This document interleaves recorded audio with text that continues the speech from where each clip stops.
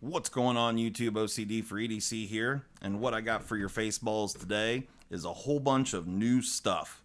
So, for those of you that watched the most recent video I put up, I filmed at Omaha Knife. If you haven't watched that, go and check that video out. Really great people over there, and they can hook you up with a lot of really great gear. So, to start out, talking about new stuff, you guys have seen these stickers. I've had this out for a little while now. I'm going to continue to have this sticker. I really like it. I think it's pretty cool, but we've got some new ones. So, without further ado, here we go. This one here is a brand new sticker here. Yeah, I just think it's a cool design, something different, and here's another one. So you can see all these are, playing on the flag and knife content. So here is the third version, and you can see there in the 4, you've got a little pocket knife. Yeah, kind of cool. And here is the last one. So if you want any of these stickers, you can hit me up on Instagram, or you can send me an email.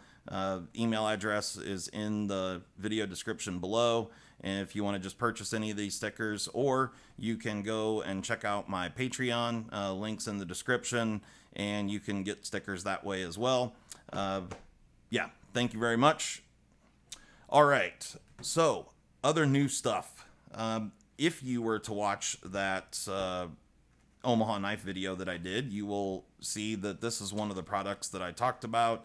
This is, I think in the video I pronounced this Jende, Jende. I think it's pronounced Jenda. I might be wrong on that. I don't know. But either way, they do some really cool stuff. They've got these really interesting strops. They have a whole laundry list of sharpening accoutrement. And this one here happens to be the 0.01 micron. And they color code everything, which is a really great idea. But you use it with these diamond emulsions. You can see this one here is the 0.01 or equal to 160,000 grit. Really cool stuff. I'm going to go into really great detail about stropping. I've had a lot of questions about stropping. So we're going to get down deep into what stropping does, what to do, what not to do. So look for that video coming up really soon. Should be a good one. And we're just going to, we're going to talk about every aspect of stropping, how it can go wrong for you, because you can absolutely destroy an edge on a strop. So I'm going to talk about that and why that happens and how to avoid that. But anyway, we'll be showing this off. I'll show how to load this strop. This happens to be the nano cloth strop. They do offer some different leather. They have cow leather and kangaroo leather and a few different options. So really cool, good quality stuff. Yeah, so I'm really looking forward to that.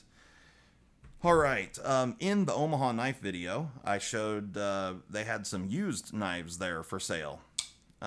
In their cabinet was a Spyderco Caribbean, which is no longer there for sale. So just to let you know, if you had your eyes on that one, womp womp, sorry, it's gone. You know how it is when you're there. Sometimes it just speaks to you. So that's new to me, the Spyderco Caribbean.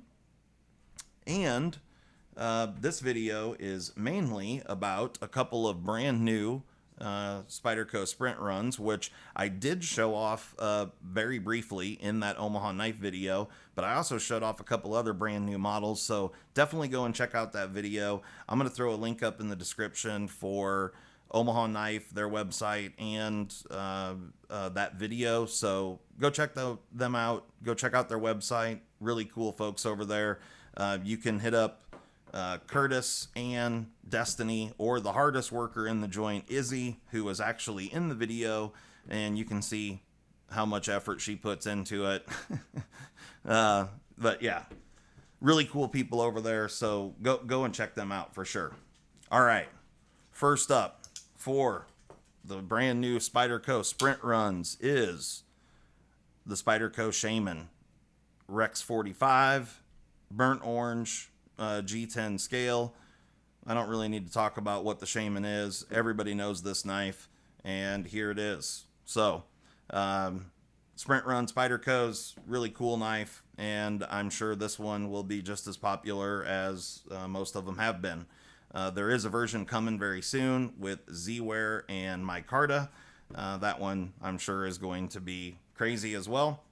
Next up, we have a brand new steel from Spyderco.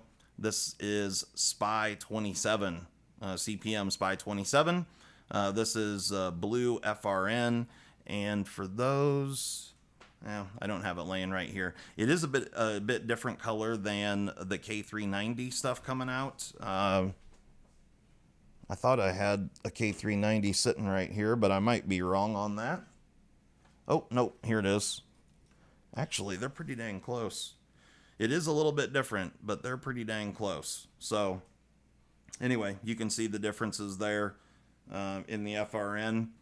This is a little more blue. The K390 is a little more green or aqua color, but it looks pretty cool. I like it. And for those that are not aware of CPM SPY27, personally, I don't know this 100%, but my guess is based on the composition of this steel, and this one's sharp. That's the one that put that Band-Aid on my finger there. But this one is very, very similar to like S30 and S35 VN. However, the reason for well, obviously the SPY stands for Spyderco. This was made by Crucible just for Spyderco. And the 27 stands for, that is the atomic number of the element cobalt.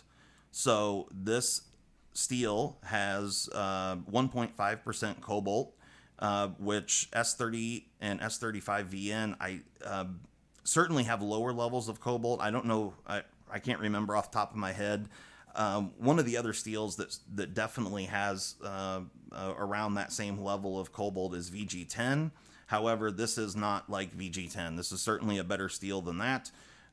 So it's more indicative to S30V and S35 VN. So I think we're going to see corrosion resistance be somewhere in the neighborhood of S35 VN and edge retention be closer to like S30V. So a good, just kind of good all around steel. But I'm going to do some testing with it. I like it. I think it's pretty neat. Certainly by the composition, it looks like it's going to perform well. It is a true stainless steel. You got 14% chromium. There is also the addition of some niobium, as well as yeah, I can't remember off the top of my head. I should have looked it up. It's been a while since I looked this steel up. But it looks like it's going to be a pretty decent, just all-around performer. It's not going to have, you know, the craziest edge retention or the greatest corrosion resistance, but it's going to be a good middle ground steel. So in my opinion, I think we'll probably see, or as a little bit of time goes on here, we're going to see Spyderco start replacing S30V with SPY27 would be my guess, but I don't know that 100%. I mean, the reason I believe that is just based off of that Crucible made this just for Spyderco.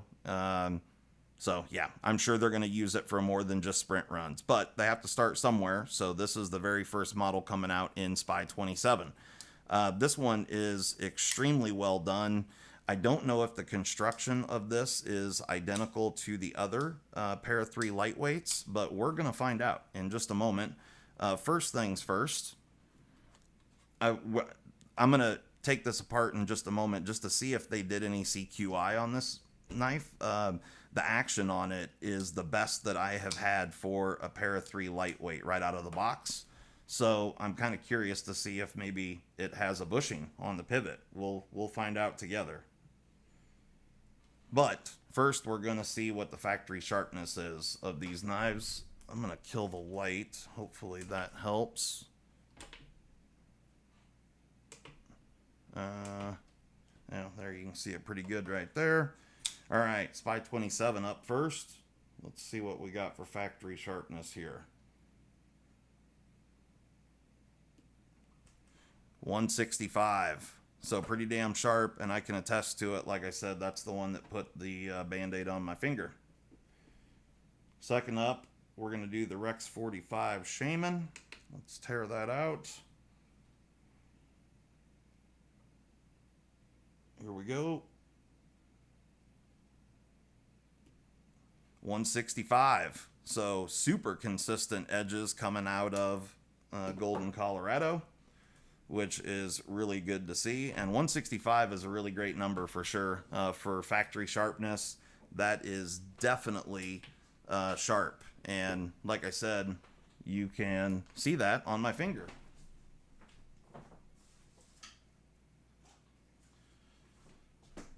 All right, so I wasn't prepared once again. I forgot to grab my tools over here, but let's take a look inside this pair of 3 really quick and see this, you know, if they did do something in here. This wouldn't be the first time, and of course I grabbed the wrong size.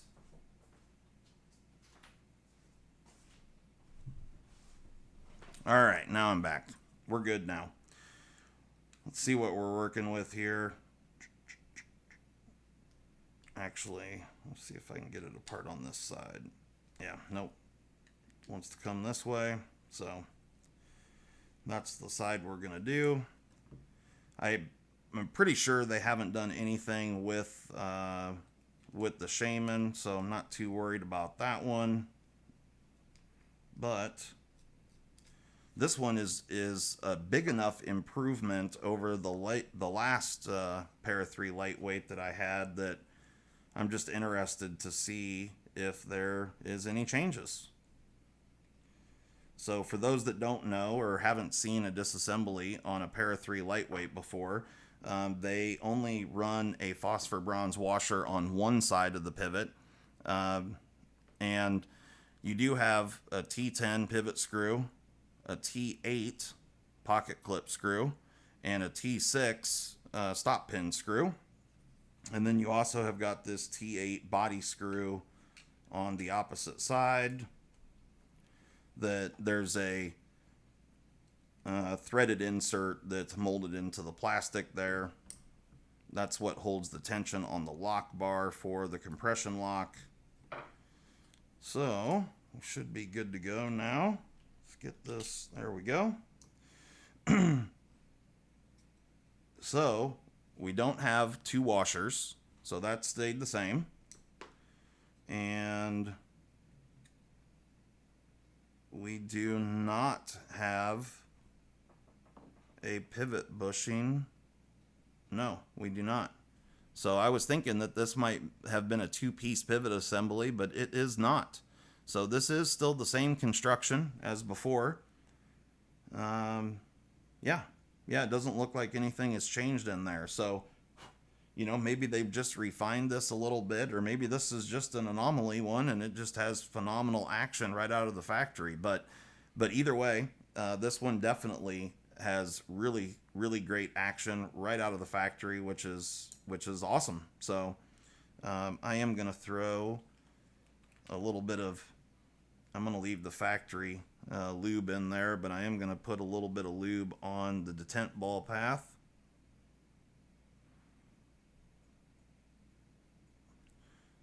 Actually, yeah, I am going to add just a little bit because there's not much in there right now.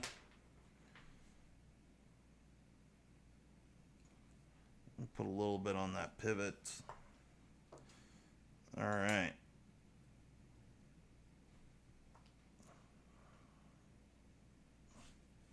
There we go. So let's get this thing stuck back together.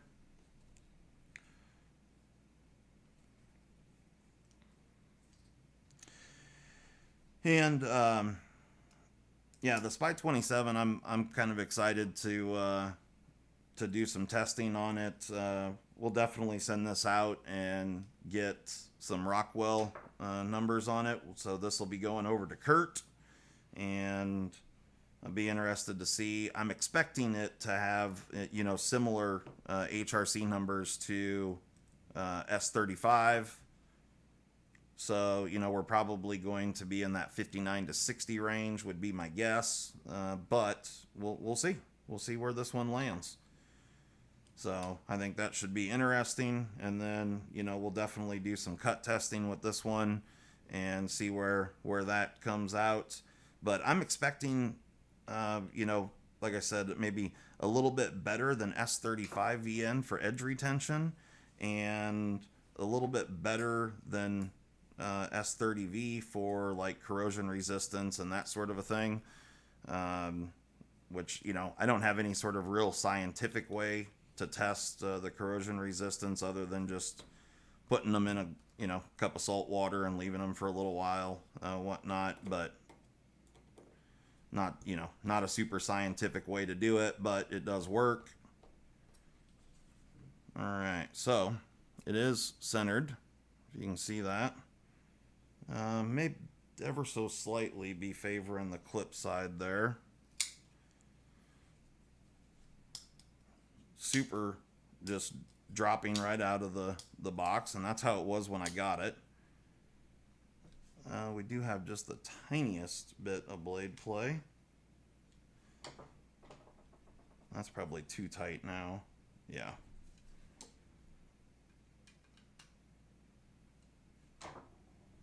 No blade play. And there she's dropping. So, perfect. And it's really, really close to being centered. And I could probably get it worked out there. But for those that don't know, centering is really a function of, you know, you can loosen up the body screws and shift the scales like this, which ultimately is tilting the pivot, which is going to make the tip of the blade move one way or the other. So with manufacturing tolerances, you have just the tiniest bit of shift back and forth, which by, you know, we're only talking about moving this pivot by just, you know, very, very tiny amounts. But when you extend that out, you know, 3.25 inches or whatever, you end up with being able to move that tip over, which in this particular situation, we're talking about it's off, you know, I don't know, 30 thousandths or something. But grinds on it look really good. So pretty happy with that. All in all, I think it's a great example of the Para 3 lightweight. It's a good one, and I'm excited to do some testing on it. The Shaman also, grinds look really good on it. So quality control looks to be good on both of these knives. The Shaman is perfectly centered. Great example of a REX45 Shaman there. So anyway, guys, hopefully you enjoyed that. Hopefully you'll enjoy some upcoming videos. Like I said, I got the stropping video coming up, and we're going to dive deep into strops. Not just this strop, but a bunch of strops, and talk all about why to do it, how to do it, what's good, what isn't, all those things. And then if you're wanting any stickers, I've got a bunch of them. So hit me up if you're interested in any of that. And please go and check out Omaha Knife. I definitely want to support any of my local businesses. And yeah, they're just really great people, and I'm confident that you guys will be happy with the service that you get from them. So anyway, guys, thanks so much. Have a great day. Hope everyone has a good weekend, and we will talk to you next time.